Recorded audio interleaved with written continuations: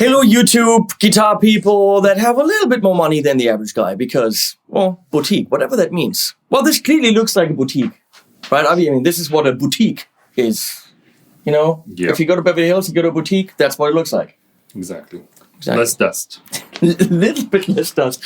Hey guys, I'm here with Avi Shabat, or Avi Shay. Is that how I say that? Yeah. But I think both work, but Avi is easier. Avi's easier. And he invited us to his really beautiful workshop. It's a lie. It's a pile of wood and stuff. North of Los Angeles in the Valley. You know? The Valley. And we just did a really cool video with Perfecto and Harry, and we checked out a whole bunch of guitars. So check out that other video here from the workshop.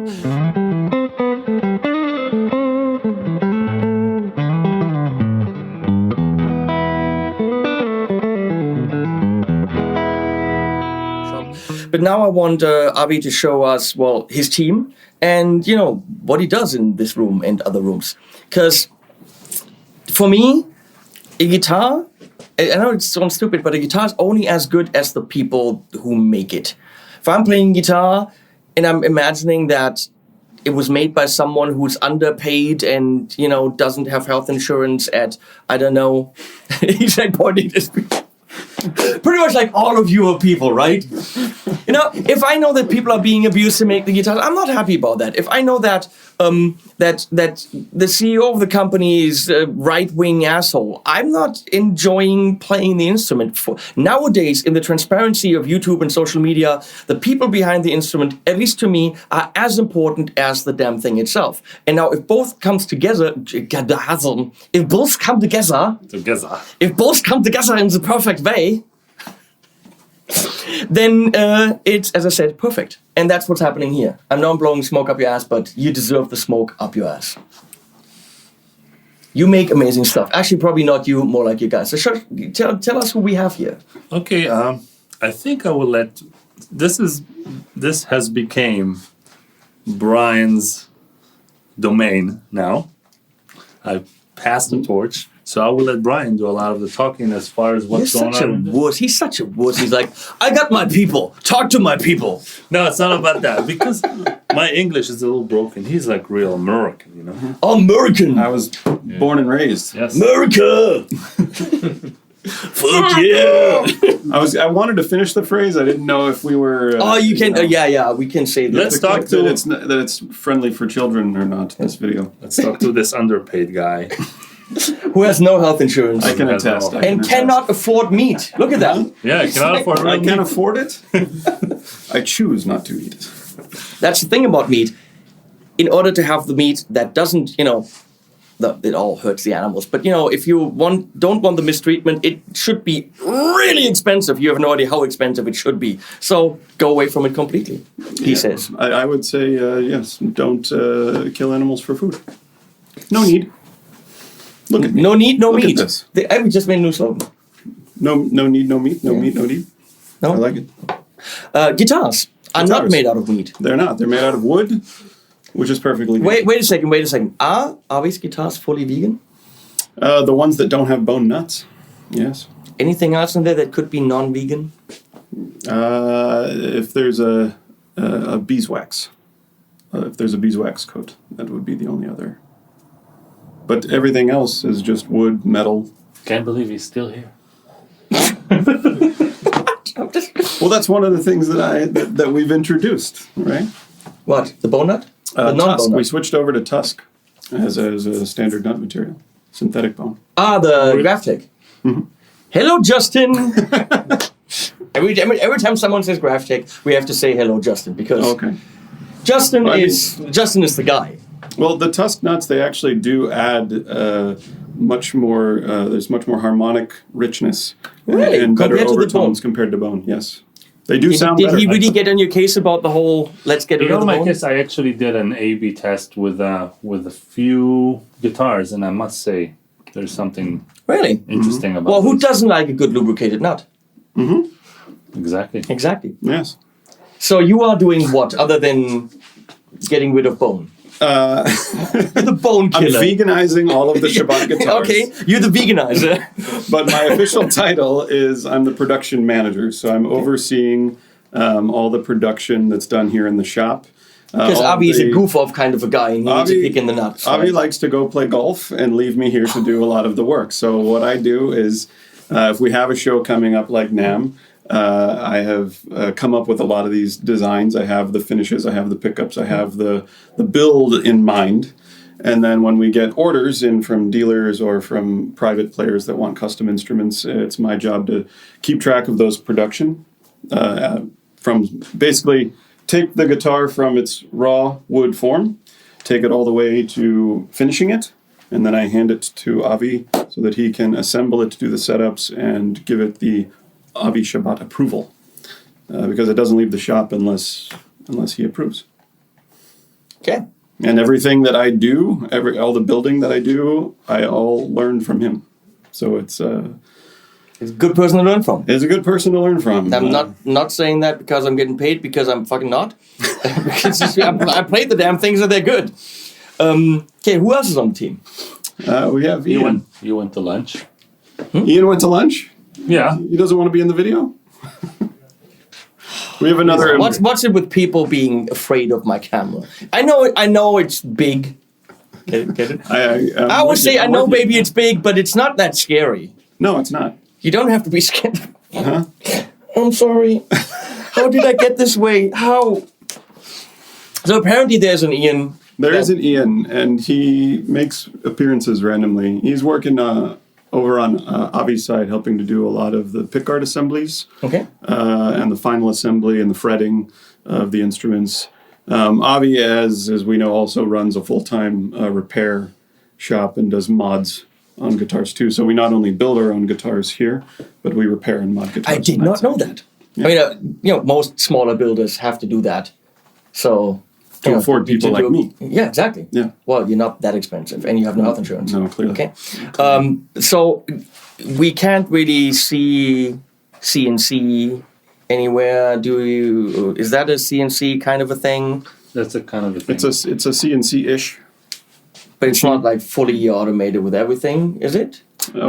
It got everything you want except for a tool changer. Ah. So this is the tool changer. I was going to say, I thought you'd say, this is the tool. It's semi-automatic. Semi-automatic tool changer. Wow. Yeah. You do everything while he plays golf. Mm-hmm. Mm-hmm. To be fair, like I said, he taught me how to do everything. Well, so technically he's doing it. Technically it's him doing it. It's all the guitars here are Avi's design, Avi's construction. They're built to Avi's specs. I'm just here to help get more guitars done because he's a goof-off. Yeah, he likes to go play golf, and who wouldn't? I would love to spend my days. You know who else likes to go play golf all the time instead of working? Who? I don't know. I don't know what I'm on. Our president. The Carrot Man. Okay, moving on. Walk us around the shop and tell Harry Holden, who's holding my camera. Oh God, Harry? Do I have to make that joke every single time? Please don't. You know I will, right? Please don't. Okay. Harry Holden. What's his favorite poker game? I didn't do it, Harry. Start with Texas. Harry and the guitar behind the camera. So let's follow Brian. Yes. Oh, wait. Well, over here. Look at this. Look at this. Have you looked at it? Come on. Moving on. So we have up here, we have our the wood that we use for our body blanks. So we offer a variety of tone woods from alder to ash to mahogany to carina. So you're thinking tone wood's the thing? Tone wood is a thing? Well, it is a thing. Okay. It's a wood that provides tone. You heard it here. Tone wood's a thing. Brian said it. And then here we have all of our neck blanks. So we have roasted maple, hard maple, and fretboard material as well, rosewood, ebony, whatever the customer desires. We take these and they have to be planed and then sanded down to the correct thickness. We have certain thicknesses for each of our models before they can be rough cut. And then they would look something like this after they get rough cut. They've been routed for pickups. That's that arm green bevel. model, right? What was it called again? Yeah. It is. Puma. This is our Puma model. This is our offset design. And so depending on what pickups, what bridge the customer orders, we route that. This one has a tummy cut and an arm bevel. And then we round over the edges. And then the rest of it actually gets sanded completely by hand, by me. Ooh. Yes. That's something that right now I'm thinking about. I see this would be routed for either P90s or mini humbuckers. Mm-hmm. If you have a guitar that's made by a bigger brand where it's not custom, is it true that, for example, they would do general routing that's a little bit bigger to allow for certain types of pickups? I mean, I would imagine that would make it faster. Yeah. If you just did big, giant pockets in the guitar. I've seen somewhere this is all like one big pocket. But Yes, I've seen that But then before, you too. would take... But you're losing tone wood. You're taking too much see? wood away. So the whole custom thing is not just, people that don't get health insurance making guitars. Mm-hmm. It's also about leaving as much of the wood and the guitar intact as possible, and that you can only do that if it's specifically made for your specs. Yes. And this model actually, let me see, did we angle this? No. Is this a one-piece body? Yes. It's one piece. This is actually roasted ash. So it's even lighter than standard swamp ash.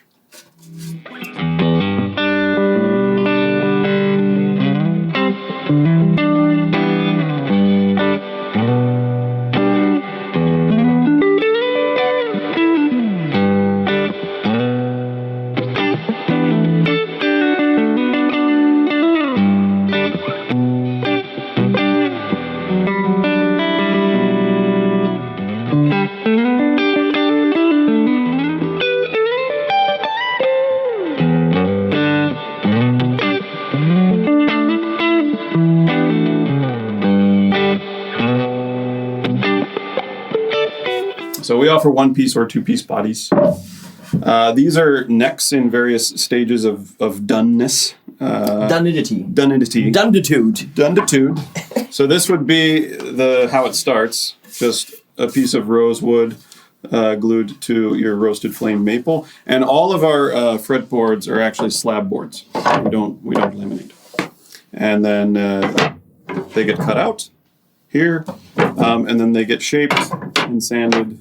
Again, by hand, all the sanding, rasping, taking care of this area here, and then the shape of the neck.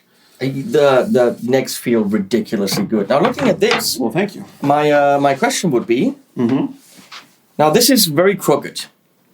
And there could be a couple different reasons. I'm making things up right now because I don't know what the reason is, but alcohol. We're in California, so, 420. Yeah. There could be reasons why this is crooked. But I assume there's an... Oh, you mean that the rosewood is leaning? Yes. It's leaning to the right. Well, that's because all of our neck material, the maple, is quarter sawn. And if you look down the neck, it's going to be cut this way, tapered. So we want the board to follow the taper of the neck, and we want the grain of the rosewood to look nice when it's finally cut out. So it looks crooked now, so that when we cut the neck out, it'll look straight. I assumed it was more than what I said.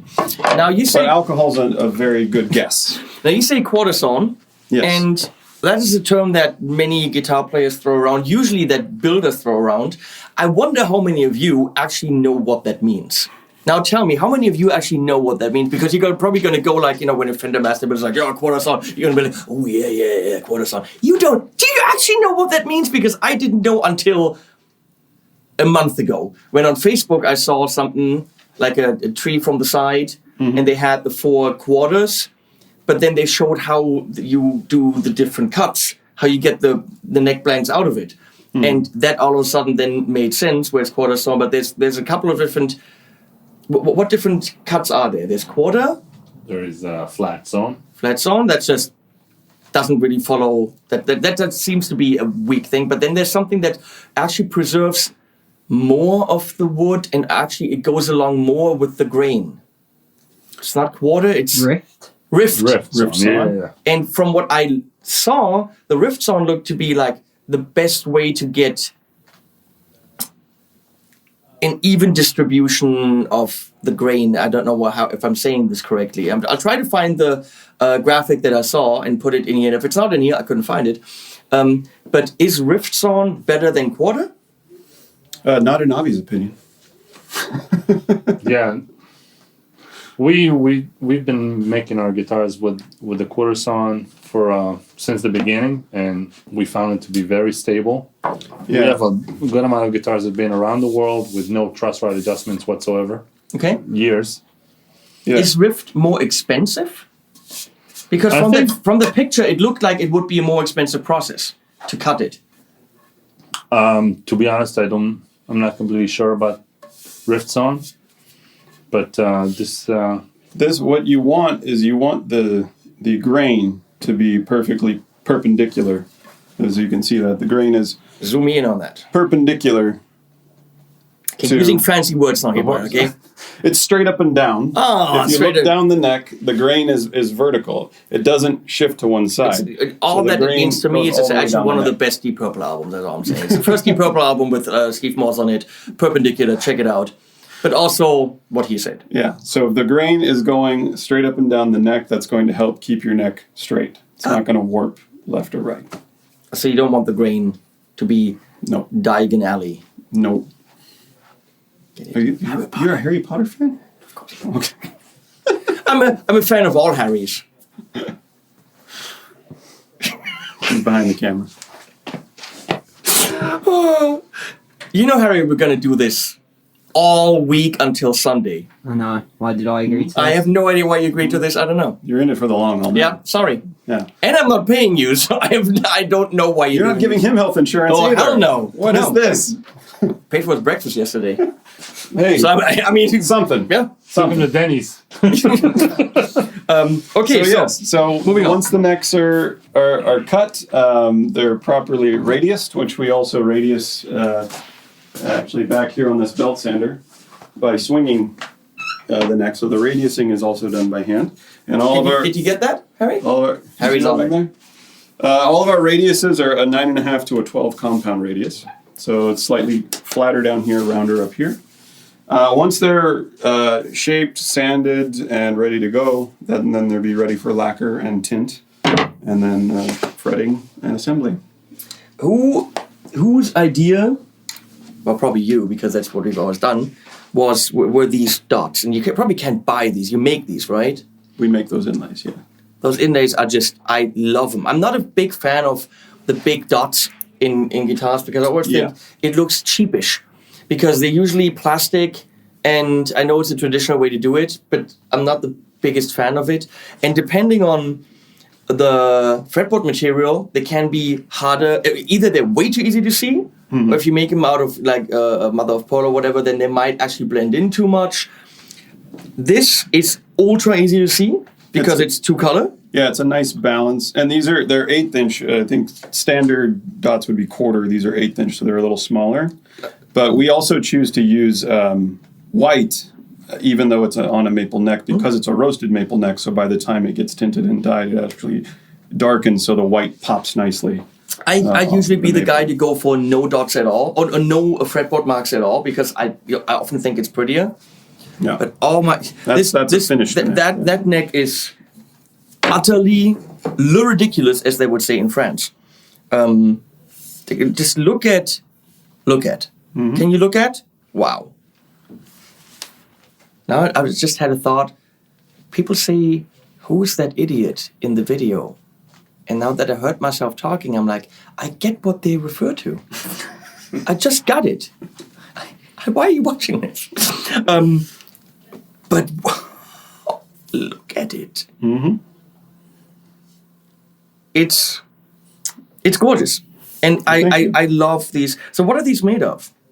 It's just like there's an outer ring and an inner ring, and I think it's either nylon or plastic. I don't know the chemical composition. So of do you them. shove a black thing into a white thing and then cut shove it into a wood? Yeah, Oh, yeah. not the That's shoving that's of rings. in layman's terms. We shove a thing in a thing, and then we shove it into this thing, and then we just paint it. And I love all of your necks have this very big flame on them. Yes. And they get darker in the middle. Yeah, Avi has a special treatment that he does to the backs of the necks to give them a really worn-in, satiny feel. Because with we all of our finishes are nitrocellulose, but as you know, nitrocellulose can get a little sticky. Mm-hmm. And the very first thing that a player grabs a hold of is the neck. And so I you have a want the guitar neck for to- $6,000 that I don't like to play because it is ultra sticky. Yeah, it's not a good feeling. So Avi has a special treatment in the assembly process where we finish the backs of the necks with sort of a worn satiny feel, and it just gives it it's not really like with the whole aging thing. I know a lot of players don't they oppose the pre-aging of guitars, but Just don't buy those. Don't be an ass, don't be a troll, just don't buy them. you don't have to buy them. But I as a guitar player who's played for over 20 years, I genuinely feel like when you're holding a guitar that has been played, and we break our guitars in, we play them, we want them to be tools for making music. We don't want them to be shiny things that hang on the wall. And I really do feel like the finish not only makes you want to pick up the guitar and play it, but it adds to the tone and it adds to the feel and the playing experience. Is like a guitar that has some mojo to it, It's your emotional connection to the instrument. Yes. Because you're holding it, you're feeling a certain way, and that means you play a certain way. It has absolutely something to do with what comes out of the instrument because it's a human connection to the instrument. So a brand new instrument that feels brand new or played in or beat up, however you feel about it is how you play. If I pick up my Mayonnaise Katsi, the John Brown signature, it's a metal monster. I have that connection to that instrument because of that, and I will play a different way. Can I play bluesy stuff on it? Yes. Is it a great instrument for that? No. But it is also how I approach it, what comes out of it. Now, if I pick up my Shabat, it's got P90s. That immediately, P90s and beat up, puts me in a certain state of what I want from that instrument. Am I going to play Stratty things? No, because it's a tele with P90s. Yeah. So all that affects the music that comes out of it. And don't underestimate the psychology that goes into you interacting with an instrument. And what it looks like, how it's aged, all that plays a big role. I think that's what Avi and I connected with when I started working here. Was I think we both have a very similar aesthetic for guitars. We love vintage-inspired instruments that have that really worn in. They feel at home. You want a guitar that makes you want to grab it and pick it up every time, and that's what we shoot for when we make our guitars. I'm still in the honeymoon phase where when I take my Shabat off the wall, it's a little bit of a celebration. It's like, oh, I just put new strings on her, and it's just like it's this. I get to take it off the wall. It feels like a reward that I didn't deserve, but you absolutely deserve it. Look, what is this guy talking about? Thank you. No, but it feels like I'm. Today I get to play my Shabat and I take it off the wall, just like when I take my McMars off the wall, or I got a Friedman Metro D, which is a beautiful rock and rolly kind of a thing. And those, it doesn't stop you feeling special about taking this instrument off the wall. And I think that's the connection you want with your instrument, because it'll make you make better music on it if you have that respect for it. Of course, they're all tools and it's all just guitar crap, and you can make amazing music on a €200 guitar. You can. Okay? It's possible. Totally. But when you feel special about it, it puts you in a different creative spot, which is, that's what music's all about. The guitar is just the vehicle to get there. And you make pretty vehicles. Well, so, what else? So, what else around the shop? Well, this is where I spend a huge portion of my time finalizing the necks. They all get hand rasped, hand sanded, hand shaped. And before we even do the shaping or the cutting or anything, we use this lathe here. We actually cut all of our own truss rods and thread them ourselves. So we make our own truss rods. Doesn't that seem like isn't that not waste of time, but unnecessary?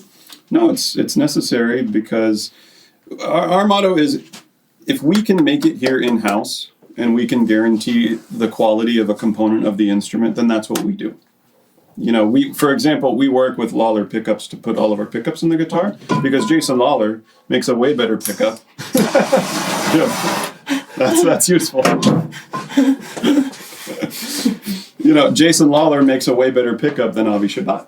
So we're going to use a Lawler pickup. Yeah. But what we can do here in the shop, if we can make the component and we can do it ourselves and guarantee the quality, then that's what we're going to do. I mean, we know that as a guitar player, you're a guitar player, he's a guitar player. You're a guitar player. You know that buying a guitar, it's a very personal thing, and you're not, you know, making someone a guitar. You're almost giving them a voice. It's a creative voice. This is a tool, an instrument that they are going to use to make music, in theory, for many, many, many years to come. And so we really care about every single component of the instrument because that's what we're offering to people. We're offering you something personal to you that you connect with, that you can use to write your music. I'm thinking doing this, is this welded or glued? It's brazed. Braised. I'm learning a new word, people. Braised. Which is kind of like welding. Yeah. So what we do is we make the threads on both ends, and then this brass insert is going in. Show that to Harry. Here you go, Harry. Brass insert goes in, and then we weld it or braze it, if you will. Using and that silver. goes. But this is taking time to do. I'm thinking Yes. a truss rod can't be expensive. It would be cheaper to just buy them, right? Probably. You can probably buy it in bulk, but then if this thing breaks on you while everything is together, you got nobody to blame. I'm impressed, as they say in France. So this is where you do the final fretting. I mean, this is all very much individual work, all, you know, hand. I don't see any, you know, mega big machines.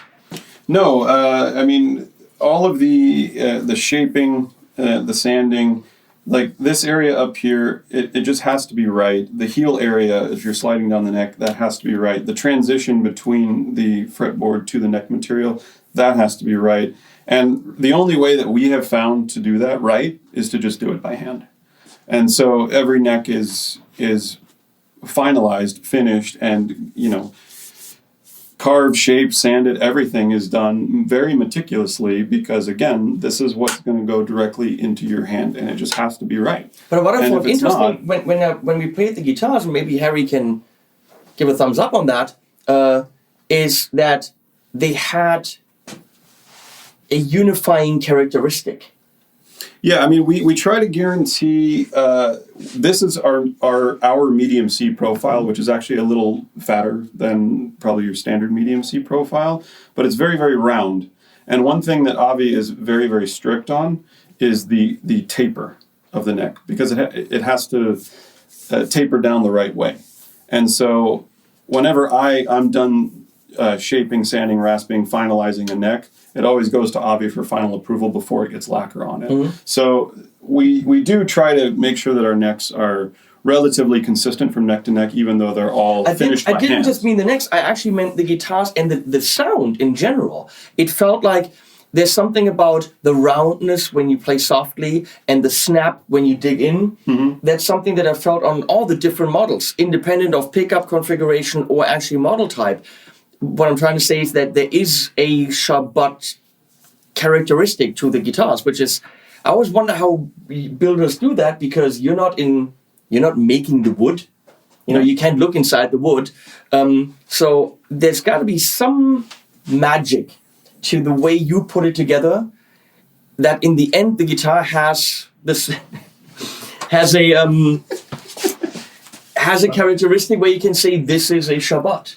Yeah. Because none of what I've played in there, even though they were Fender-inspired instrument, is something I would find in a Fender. And if you want that, you go to Fender. But they had a little bit of a signature sound. And I find that impressive because you're not fully in charge of everything that goes on in the instrument, you know? No, there's little natural, I mean, it's a natural material, it's wood. So even two pieces of mahogany they could weigh relatively the same. They're still not going to be identical. But I think that speaks to the meticulousness and the quality control that Avi employs in the shop. I mean, only 3 people ever touch your guitar before you play it. You know, me, Avi, Ian. That's it. And it's a very controlled process. Avi has a very tight control. Yeah, for the most part, our suppliers know exactly what we're going for, and we do experience a really great consistency with the outcome. It's extremely important given the fact that now if you go overseas and you don't deal with the buyer directly, once the thing is in Germany or anywhere in Europe, and you order it from a shop without possibly having played it, you want to know that if it says Shabat on it, it's going to be very, very similar to what I saw on YouTube or read in a review, that it is a consistent quality. And not like, oh, it's another great Tele, Strat, Offset or whatever, but that it's got that Shabbat-y sound. Yeah. So, and from what I felt in there, they do. That's our trademark, that Shabbat-y sound. That Shabbat-y sound. Cool.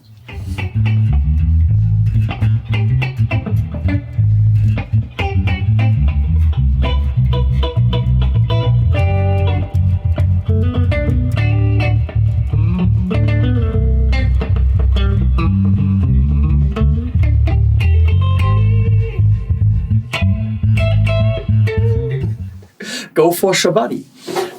Okay, we're gonna let you guys go. Thanks so much for having us. Thanks for letting us play the guitars. Thank you, Avi, again for my amazing instrument. It's Thank freaking you, Henning, insane. for coming by all the way from Germany just to see us. Yeah, right. And you drove all the way up to the valley for this. Yeah, we actually did that That's impressive. in a minivan. Thanks, Harry Holden from Harry and the Guitar for filming this and being a good sport. Let me fix your hair for a second. That's better.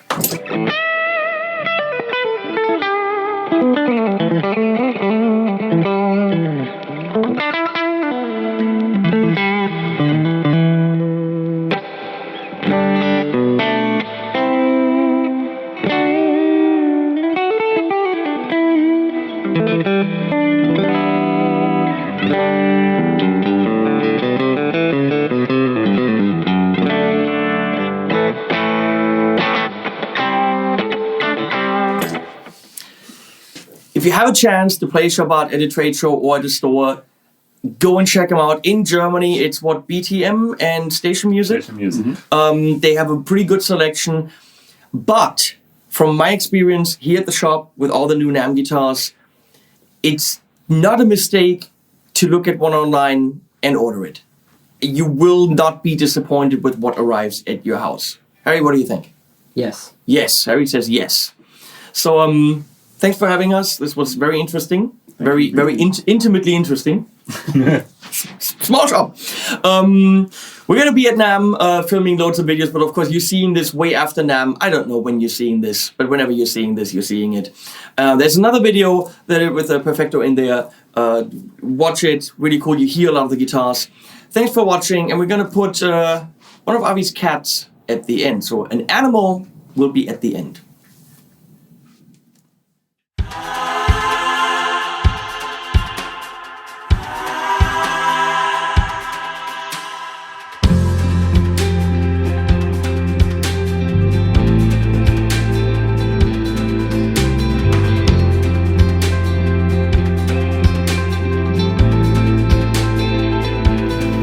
I wanna bathe in your ocean, I wanna dive in your sea. I can't tell love from devotion when you stand so close to me. Tell me the secret of your